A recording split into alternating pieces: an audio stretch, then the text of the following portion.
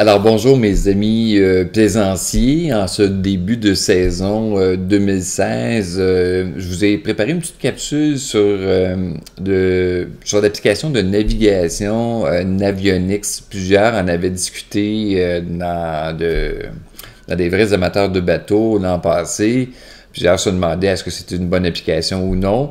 Alors j'ai pensé vous faire une petite capsule et qui sait, peut-être que ça pourra aider plus d'un à ce niveau-là. C'est sûr que d'emblée, une application de Navionics, ça ne remplacera pas nécessairement un vrai GPS. Mais bref, ça peut aider ou ça peut servir de backup si le GPS de l'embarcation venait à rendre l'arme sur le chemin. Alors, on commence dès maintenant. C'est rien de très structuré, qu'est-ce que je vous présente, mais n'en demeure pour moi que j'espère que ça va vous aider un petit peu. Alors, évidemment, je vous présente ça dans le cadre d'une nouvelle chaîne qu'on vient de mettre en place, Veras Production. Alors, si ça vous dit, suivez-nous sur notre chaîne. J'aurai d'autres applications nautiques également qu'on fera des capsules, mais bref, si ça vous dit, suivez-nous sur notre chaîne YouTube, évidemment, Veras Production. Alors, on commence dès maintenant. Dans un premier temps, je vous invite à aller sur le site internet que l'on voit ici à l'écran, navionics.com. Moi, ce que j'utilise, j'utilise l'application sur le iPhone, mais vous pouvez également vous servir de l'application sur un Android. Alors, dépendamment de vos choix, l'application iPhone va être disponible sur iTunes et l'application Android sur Google Play. Alors, je vous donne un exemple. J'ai déjà préparé la fenêtre. Alors, Google Play, vous voyez-vous Navionics ici. Il faut faire attention, il y a plusieurs types d'applications. Vous avez celle également celle pour le bateau, celle pour le ski, celle pour la pêche. Bref, je me concentre sur cette capsule principalement sur la navigation maritime. Alors, dans un premier temps, vous avez l'application ici, Navionics comme telle, qui est gratuite, soit dit en passant. Qu'est-ce que vous payez? Vous payez des cartes, simplement. Alors, moi, j'ai pris US et Canada, alors lac Champlain et principalement les principaux cours d'eau ici au Québec. Alors, pour une vingtaine de dollars, vous avez l'application. Cette année, j'ai payé une dizaine de dollars pour renouveler parce que quand vous êtes client récurrent, ben ils vous font un escompte sur le prix. Ça, c'est la version qui est assez standard, mais qui est assez complète, que je vais vous montrer un court exemple. Je ne suis pas un spécialiste de Navionics, mais je vais vous donner un court exemple. Et vous avez la version, si ça vous tente de payer beaucoup, vous avez l'autre version ici qui est en HD. Ah, l'écran est pas mal plus belle, ça a l'air. Je ne sais pas, je ne l'ai jamais essayé, mais c'est 45 $ de plus. Bon, je vous dis ça comme ça, prenez celle qui vous convient. Alors ça, c'est la version sur Google Play. Et la version d'Apple sur iTunes, dès le départ, vous avez un produit Apple, donc vous êtes capable de payer. Du moins, c'est ce qu'ils disent. Alors, 21 $ pour la version qui est standard, et je n'ai pas trouvé nécessairement la version HD ou quelque chose qui ressemble à ça, mais elle doit être disponible et sûrement, certainement plus cher aussi. Vous avez la beauté de pouvoir l'installer également sur un iPad. Alors, des prix, je l'ignore, mais à chaque fois, et oui, c'est possible si jamais vous pensez, je dis dans votre tête, là, si jamais vous pensez, est-ce que c'est possible de la mettre sur mon iPhone et de la partager l'information sur mon iPad? Oui, c'est possible de le faire, mais vous devrez cependant payer les deux cartes. Bon. Alors, ça résume grosso modo où est-ce que vous pouvez vous procurer Navionics. Alors, jusque-là, ça va super bien. Alors, vous allez me donner quelques instants. Je vais faire quelques connexions pour être capable de vous montrer qu'est-ce que ça donne directement sur mon iPhone. Alors, je vous reviens dans un instant. Pendant ce temps-là, regardez le commercial. C'est un commercial de bateau, je crois.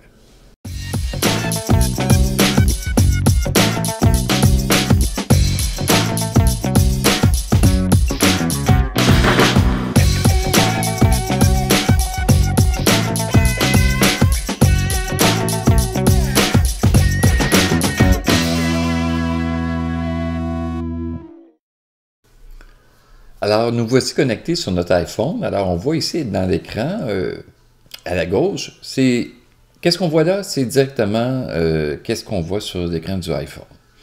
Alors, je ne suis pas à ma première captation vidéo pour ce montage de ce vidéo-ci, et plutôt, j'essayais d'ouvrir l'application ici en cliquant avec ma souris, mais j'ai dit, coudonc, je cliquais. L'application ne s'ouvrait pas.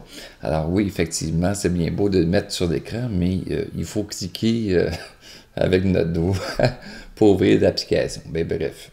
Alors, je vous dis, je ne suis pas un spécialiste de Navionics, c'est réellement de l'information sommaire que je vous donne, et c'est en utilisant un petit peu d'humour également. Alors, j'espère que vous appréciez. Alors, on ouvre l'application. Là, c'est la page d'arrivée de l'application. On lui dit, ben oui, c'est là qu'on veut aller. Et automatiquement, ça nous donne déjà un point de départ comme tel. Alors, nous, on navigue beaucoup dans le bassin de Chambly, au niveau du Richelieu, tout ça. Alors, je vais travailler un petit peu à ce niveau-là pour vous donner des grandes lignes des modalités d'application de Navionics. Alors, dans un premier temps, je vais juste effacer ici la route. On va l'interrompre comme tel. J'ai fait des petits tests. Alors, voyez-vous, dans le haut à gauche, vous avez une loupe. Dans cette loupe-là, évidemment, vous avez une foule d'informations pratiques à votre navigation comme tel. Alors, cliquons immédiatement, et je ne prendrai pas la souris pour le faire. Je vais prendre mon petit doigt. Alors, vous avez vos favoris dans un premier temps. À la gauche. Alors, dans vos favoris, bien souvent, ce sont vos tracés que vous allez mettre là, votre marina, des lieux où ce que vous allez vous ancrer, bon, ainsi de suite. Capitainerie du port. Alors, j'imagine que c'est des contacts. J'ai aucune espèce d'idée qu'est-ce que ça fait. Alors, voilà. Qu'est-ce qui est super le fun, cependant? Marina et mouillage, ça, vous avez la liste selon votre GPS intégré à votre iPhone. Vous avez la liste intégrée de toutes les marinas à proximité de l'endroit où vous êtes. Alors, dans un premier temps, on voit le premier en ligne en place, Marina de Chambly. On voit que la marina a coté 5 étoiles. On voit les données de la marina. On pourrait, à la rigueur, cliquer directement sur la marina et avoir un petit peu plus d'informations. Ça nous donnerait un emplacement sur le Navionics. Et à ce moment-là, on pourrait avoir de l'information sur la marina. Alors, si on voulait y aller par voie terrestre, on pourrait le faire, ou par bateau, on pourrait le faire également. On a la distance dans les deux façons de faire. On a la météo, on peut savoir exactement quel genre de météo il fait à la marina de Chambly. Je trouve ça très drôle. Numéro de téléphone pour les rejoindre. Et on voit que la dernière modification a été effectuée par l'embarcation qui s'appelle Corona, comme telle.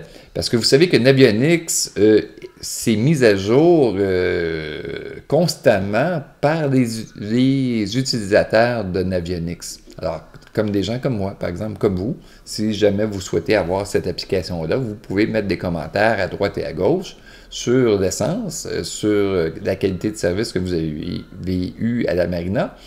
Bref, ça peut être super intéressant. Et si tout le monde le faisait, on aurait peut-être un meilleur pouvoir de négociation au niveau du prix d'essence. Parce qu'il y aurait une compétition assez facile d'une marina à une autre. Mais bref, c'est mon commentaire très personnel. Alors, ceci étant dit, on est toujours dans la loupe. Je me suis arrêté à la marina. On a des stations d'essence. Et c'est là que je vous disais qu'on peut aller incorporer le prix de l'essence à l'endroit où ce qu'on veut avoir. Alors, on était à la marina de Chambly. Et l'information, c'est moi qui l'ai mis cet après-midi ou hier. J'ai mis 1,40$ parce qu'on ne sait pas en ce moment là, quel est le prix à la marina de Chambly. Mais j'ai mis 1,40$ qui serait porté, un autre utilisateur pourrait passer puis dire « Ah, aujourd'hui, le prix est à 1,42$. » Il va sur son Navionics, il change le prix, 1,42$ en date en fait, on verra la date à ce moment-là qui aurait été changée. Alors, ça peut devenir super intéressant si tout le monde le faisait. Par la suite, vous avez des restaurants à proximité, des magasins, des taxis. Il faut faire attention, ce sont des traversiers. Des réparations où ce que vous pouvez faire réparer votre bateau, les marées, les courants, les revendeurs d'embarcations nautiques et des lacs, les différents lacs qu'il peut y avoir. Vous les avez également dans l'onglet, dans le package de cartes que j'ai pris. Alors, ça résume un petit peu ce qui est au niveau de la loupe. Quand on utilise... avant d'aller dans cette direction-là, on va aller dans le coin inférieur droit qui est de menu, où ce que vous avez différents réglages qui peuvent être fort intéressants. Là, en ce moment, on voit mes réglages de tracé et de route que j'ai déjà préprogrammé, question de jouer un petit peu avec l'application. Mais je vous dirais qu'est-ce qui est super le fun. On voit la météo, on voit toutes sortes de choses. Alors, je vous dirais jouer avec et vous allez voir toutes les belles choses qu'il peut y avoir là-dedans. Mais allez au niveau du réglage ici. Dans le réglage, et c'est un petit peu comme les GPS normaux sur les embarcations, vous avez vos unités, qu'est-ce que vous préférez voir au niveau de la distance, profondeur, carburant, de la vitesse, la température également. De quelle façon voulez-vous que ça soit exprimé sur l'application Navionics? Alors, ce sont mes réglages à moi. Par la suite, vous pouvez aller dans les paramètres du bateau et je vous recommande fortement de le faire parce que ça vous donne un estimé de temps d'arrivée d'un endroit à un autre. Alors, mon tirant d'eau, j'ai mis 3 pieds. La vitesse de croisière, j'ai pas mis 20 000 à l'heure, non, je fonctionne à 1000 à l'heure, j'ai mis 20,7 000 à l'heure. Demandez-moi pas pourquoi, j'aime ça mettre des décimales à des chiffres comme ça. Consommation de carburant, j'étais allé réellement approximativement 26,4 litres à l'heure et la profondeur du capteur, je l'ai mis à 3 pieds. Alors, il faut faire attention, la profondeur, c'est réellement qu'est-ce que Navionics va dire sur ses statistiques et sur ses cartes. Ce n'est pas la profondeur réelle. Alors, faites pas l'erreur, fiez-vous pas à Navionics au niveau de la profondeur à tous les points de vue. Ça vous donne une indication, mais ce n'est pas 100% sûr. C'est mon petit conseil de présentation. Voilà. Alors, une fois ça fait, vous avez, et c'est là que vous avez la possibilité d'améliorer l'application. Quand vous voyez communauté et des modes d'édition de la communauté, quand vous cliquez là, et c'est là que vous pouvez aller changer le prix d'essence, par exemple, aller même donner une note à une marina quelconque, laisser un commentaire positif ou du moins des points qu'ils auraient à utiliser comme amélioration, vous pouvez le faire et c'est vu par tous les autres utilisateurs de Navionics qui regardent leur carte dans ce courant, dans ce plan d'eau-là. Alors, le classement, c'est réellement, plus vous faites de commentaires, plus vous êtes classé haut chez Navionics, mais ça ne donne pas grand-chose. Verrouillage automatique, c'est réellement de l'écran et des tracés également aussi. Synchroniser mes données. Alors, si vous aviez, par exemple, deux téléphones intelligents et un iPad, vous pourriez basculer l'information du iPad au iPhone et du iPhone au iPad, mais cependant, sachez que vous devriez avoir deux jeux de cartes. Alors, pour que les deux puissent se parler. Alors, c'est d'achat en double, simplement. Mais ça donne une double possibilité. Et c'est pas mal ça au niveau des réglages. Par la suite, toujours en jouant sur Navionics, vous pouvez zoomer, dézoomer comme tel. Je vais vous le mettre de côté un peu, ça va être plus visible, plus gros un peu. Alors, voyez-vous, aussitôt qu'il y a des activités qui peuvent se produire dans Navionics, il y a toujours une petite flèche qui apparaît là, comme une mire.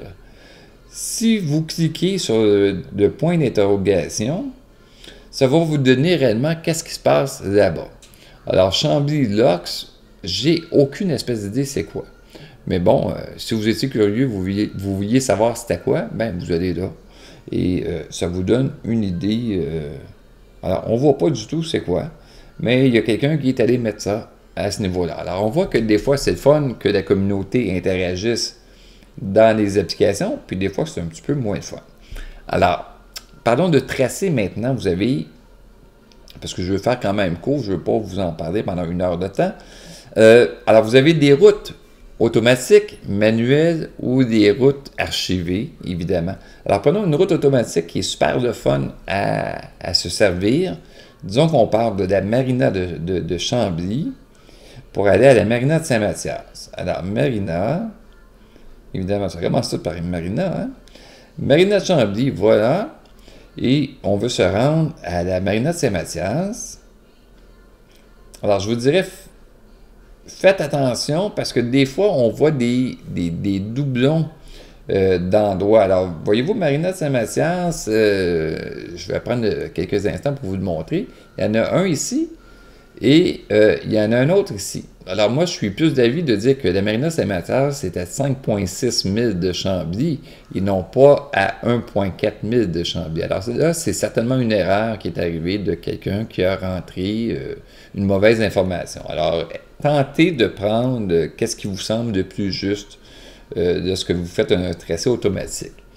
Alors, une fois ça fait, l'application vous calcule un estimé de temps d'arrivée et de consommation de carburant en fonction des réglages que vous avez donnés et du nombre de milles, dans mon cas, que je devrais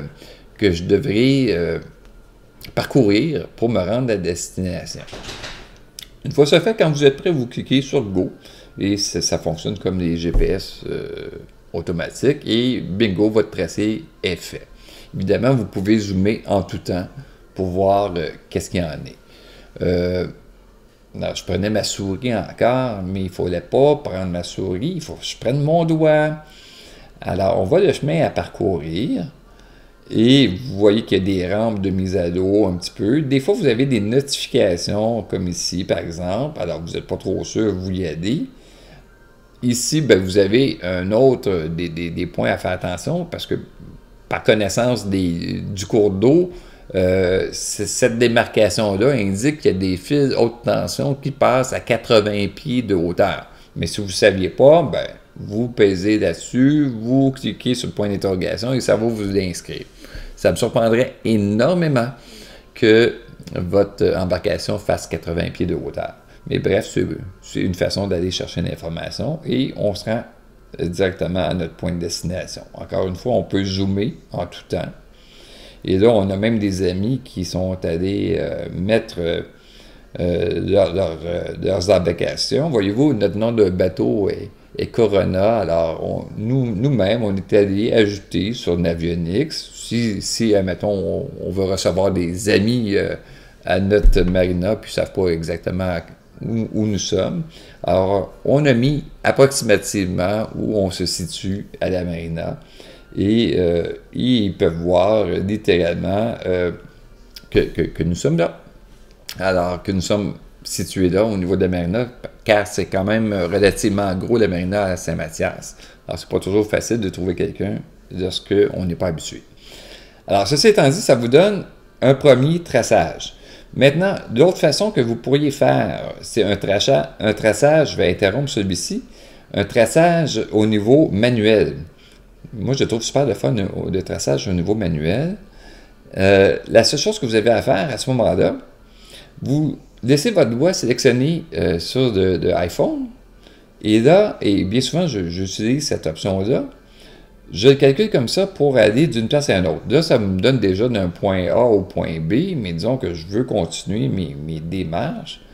Là, je continue même et je peux y aller autant de points que je veux. Essayez autant que possible de rester dans le cours d'eau. Ça aide. Une fois ça fait, ça vous donne des positionnements dans le haut, longitude, latitude, et si vous êtes prêt à aller dans cette direction-là, vous appuyez sur Go dans le bas, et si vous n'êtes pas prêt, vous appuyez sur pas Go. Oh, un petit peu trop de Corona peut-être. Alors bref, ça résume très succinctement l'application Navionics. J'espère que vous avez apprécié. Nous, on l'a fait uniquement dans le but de partager l'application avec des plaisanciers comme tels, des amateurs de bateaux. Alors, si vous avez apprécié cette capsule vidéo-là, on espère en faire une autre aussi sur une autre application nautique. On apprécierait, si c'est possible pour vous, de vous abonner à notre chaîne qui est Verace Productions sur YouTube. Ça nous aiderait grandement, finalement, à se faire connaître un petit peu plus et avoir un petit peu plus d'abonnés. Alors, j'espère que vous avez apprécié. On vous souhaite une excellente saison nautique 2016 et peut-être qu'on va se croiser, c'est à souhaiter. Sinon, profitez de votre été pleinement. Merci bien.